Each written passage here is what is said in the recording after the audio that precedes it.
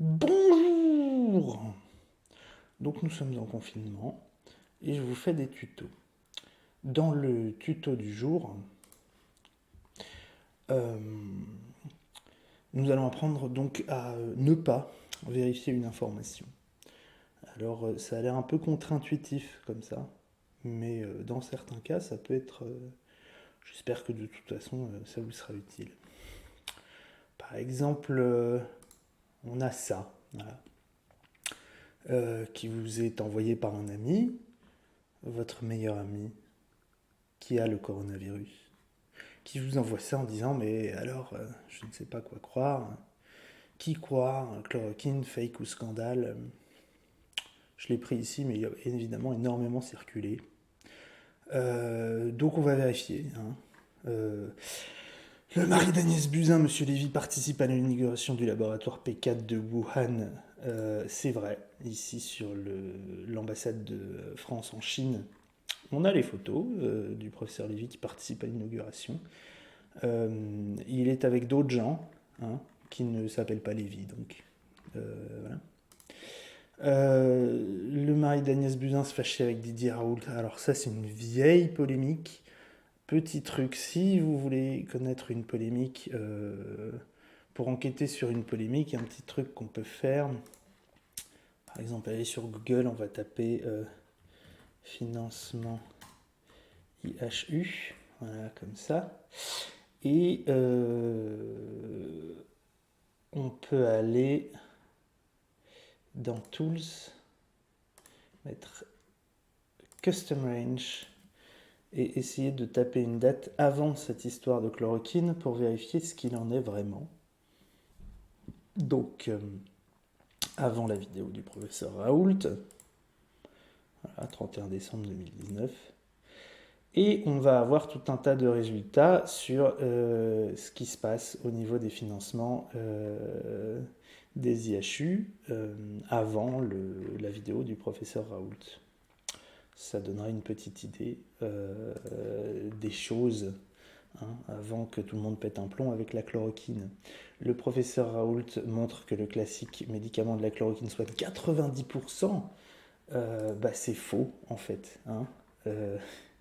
C'est-à-dire qu'en fait, il montre que 90% de ceux qui n'ont pas pris de chloroquine ne sont pas soignés.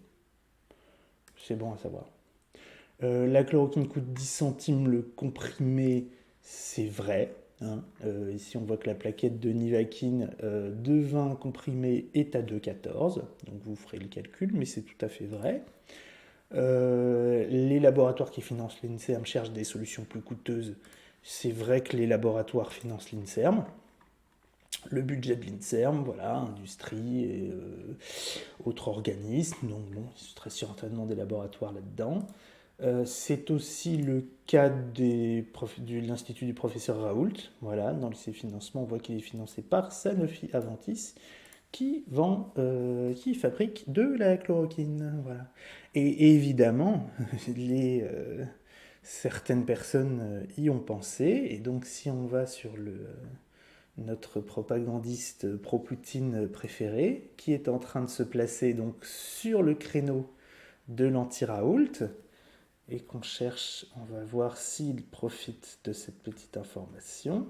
On cherche Sanofi, et voilà, on voit qu'il a bien surligné en jaune l'histoire que Sanofi, fabricant de chloroquine, allait financer le professeur Raoult, vendeur de chloroquine. Donc on peut se douter que ça va être son créneau pour les prochaines semaines.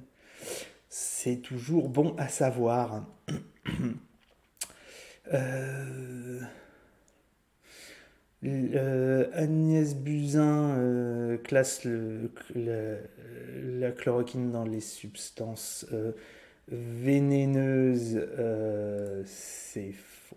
Hein, vous pourrez aller voir cet article du Monde qui en dit énormément sur la chloroquine. C'est donc un fake. Euh, il y a quelques jours, Agnès Buzyn a dit savoir que ce serait une hécatombe et qu'il n'y avait pas de remède. Alors là, on peut aller voir l'interview originale d'Agnès Buzyn. Hein, et puis, si on cherche hécatombe. Ah bah, il n'y a pas. Bah, il n'y a pas. Alors, on va chercher remède. Ah ben, il n'y a pas non plus. Voilà, donc en fait, elle a parlé ni d'hécatombe, ni de remède. Euh, le gouvernement fait un confinement généralisé de la population, il ne parle pas de la chloroquine. Alors là, vous pouvez aller voir sur Wikipédia. Je conseille peu Wikipédia, mais c'est sympa pour avoir la date d'un événement rapidement. Donc le 17 mars à 12 heures, confinement de la population en France. Voilà. Si on compare, on voit que le même jour,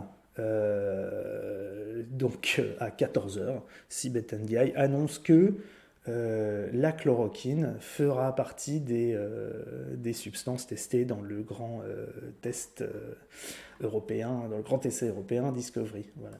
Donc à 2 heures de différence.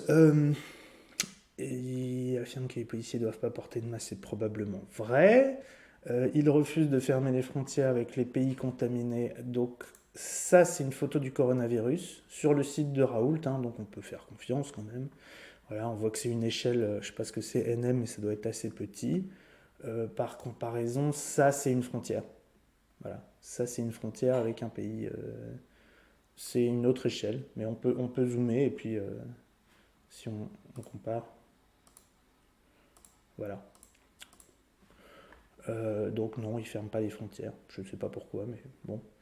Le journal Le Monde qualifie les recherches de fake news. C'est tout à fait faux. Si on va dans cet article ici, on descend jusqu'en bas, mais lisez-le, il est très instructif. Non, Le Monde n'a pas qualifié de fake news les recherches du professeur sur la chloroquine. Le Maroc achète les stocks de chloroquine. C'est vrai, le Maroc fait le pari de cette histoire de chloroquine et donc achète des stocks. Bon.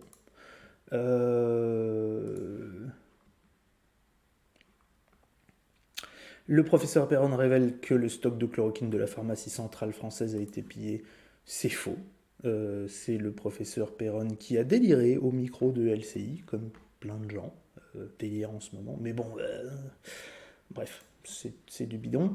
La société Teva en Israël annonce qu'elle va livrer gratuitement 10 000 doses de chloroquine. C'est vrai. Teva veut donner des antipaludiques potentiellement efficaces aux États-Unis. Hein. C'est aussi le cas de Sanofi, qui va faire la même chose en France. Mais bon, c'est toujours mieux de pouvoir mettre Israël dans un truc. Hein. Estrosi, soigné lui-même, a appelé directement Sanofi pour livrer de la chloroquine aux hôpitaux de Nice. C'est très certainement vrai. Hein. Estrosi est aussi quelqu'un qui pense que la vidéosurveillance est efficace. Euh, Presque aucun média n'en parle. Bah, on vient de se balader quand même sur Le Monde, sur Libération, sur BFM, sur 20 minutes. Donc c'est tout à fait faux. Donc qu'est-ce qu'on fait quand on reçoit ça? Vous voyez que c'est très facile de vérifier une information. Ça m'a pris 2 jours. Euh, que fait-on quand on n'a pas de jour? Euh, on a plusieurs petites méthodes. Déjà, il faut cliquer sur les liens. Alors là, il n'y en a pas, mais il y a une autre version qui a beaucoup circulé, qu'on peut trouver sur ce site-là, par exemple, qui est donc le même texte exactement copié-collé, et qui met communiqué l'IHU de Méditerranée Infection, qui est celui de Raoult. Il ne faut pas hésiter à cliquer. À aller vérifier, on voit le communiqué de l'Institut Méditerranée Infection, où il n'y a pas une virgule, probablement, qui correspond à ce qu'on vient de lire. Voilà, donc c'est un bon indicateur.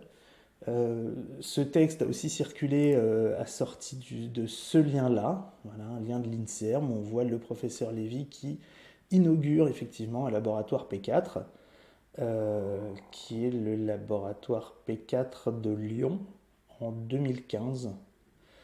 Donc pareil, si on vous renvoie vers des liens qui ne correspondent absolument pas à ce que vous venez de lire, on se fout un petit peu quand même de votre gueule. Deuxième méthode, il y a aussi des gens qui sont assez sympas pour nous dire d'où ils ont copié-collé le texte. Transmis par Valérie Bugot, transmis par Claude de machin là. On peut aller googler qui sont ces gens. Valérie Bugot par exemple, on va voir. Et donc, on s'aperçoit qu'elle est spécialiste en désordre, nouvel ordre mondial sur TV Liberté et sur des sites pas génial, hein. Bon, en geopolitica.ru, je pense que hein, TV Liberté, bon, bref, ça donne une petite idée de qui est cette personne et de où est-ce qu'elle veut, où est-ce qu'elle veut vous emmener. En fait, c'est-à-dire que partager une information, c'est un peu. On dit souvent que l'amour, c'est regarder ensemble dans la même direction. Partager une information, c'est un peu comme partager de l'amour. Donc, même si on ne peut pas vérifier exactement euh, toutes les informations qui sont contenues dans un texte, et là on a vu que c'était très facile, mais que ça prenait 1000 ans, et ben on peut essayer de regarder qui sont les gens qui partagent le même amour que vous. Ou qu'en tout cas, oui, quel genre d'amour on partage quand on partage ce texte. Voilà, on peut aller voir qui est Monsieur Claude Machin. Entre dans la marine, voilà. Bon, c'est un marin, c'est bien. Contre-amiral, d'accord. Et puis, oh, putain, gaullisme.fr. C'est quand même bien rose. J'aime beaucoup De Gaulle, mais il y a un moment où peut-être que autant de Gaulle, autant de Gaulle et autant de rose, ça, c'est peut-être un petit peu abusé. Enfin, autre technique, euh, on peut googler des bouts de phrases. Prenez une séquence de mots sans ponctuation, c'est mieux. Et puis, on peut aller la googler entre guillemets. On tape des guillemets, on ferme les guillemets, et on peut voir effectivement où est-ce que ce texte a été partagé d'un rapide coup d'œil. Et on peut cliquer sur d'autres versions, voir un petit peu ce que c'est. Ici, on voit qu'il a été copié-collé sur un site d'attaque. Euh, alors, eux, c'est intéressant, ils l'attribuent chez texte publié chez notre confrère La Faute à Rousseau. Donc là aussi, on peut aller voir qu'est-ce que c'est que La Faute à Rousseau, hein.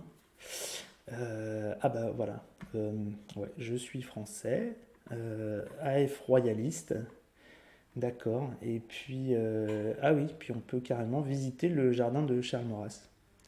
Euh, donc voilà, petit tuto qui prend fin maintenant. J'espère que ça vous sera utile pour, sans avoir vérifié une à une chacune des infos qui vous sont proposées avant de tweeter, avoir quelques techniques pour, en quelques clics, ne pas vous retrouver à visiter le jardin de Charles Maurras. Voilà, à très bientôt j'espère et prenez bien soin de vous.